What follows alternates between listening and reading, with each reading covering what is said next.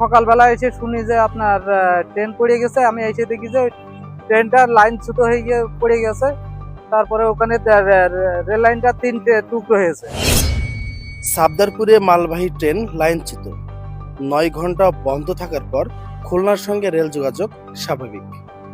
বিস্তারিত থাকছে আবু বকর সিদ্দিক স্বপনের ভিডিও চিত্রে।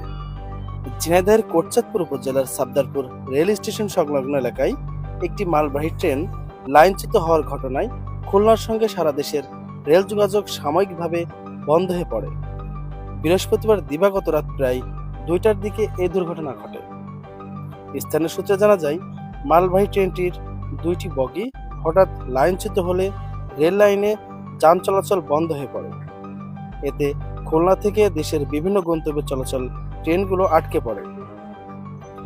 দুর্ঘটনার খবর পেয়ে সকালে উদ্ধারকারীর দল ঘটনাস্থলে পৌঁছে পরে ক্রেন মেশিনের সহায়তায় লাইনচ্যুত বগি উদ্ধার করে পুনরায় লাইনে তোলা হয়। দীর্ঘ প্রায় 8 থেকে 9 ঘন্টা পর উদ্ধার কাজ শেষে রেল লাইন সচল করা সম্ভব হয়। এরপর ধীরে ধীরে খুলনার সঙ্গে সারা দেশের রেল যোগাযোগ স্বাভাবিক হয়। তবে কী কারণে ট্রেনটি লাইনচ্যুত হয়েছে সে বিষয়ে এখনও নিশ্চিত কোনো তথ্য পাওয়া যায়নি।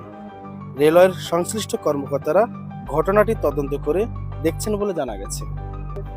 সকালবেলা এসে শুনি যে আপনার ট্রেন পড়ে গেছে। আমি এসে দেখি যে ট্রেনটার লাইন চ্যুত হয়ে গিয়ে পড়ে গেছে। তারপরে ওখানে রেল লাইনটা তিনটে টুকরো হয়েছে, টুকরো হয়ে পড়ে আছে আর কি।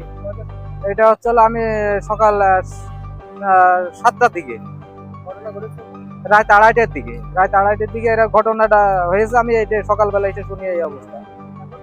এখন যে আপনার জেটি কলেজে তুলে দিলে,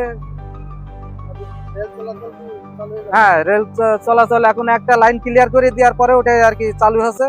আবার এটাও এখন চালু হয়ে যাবে।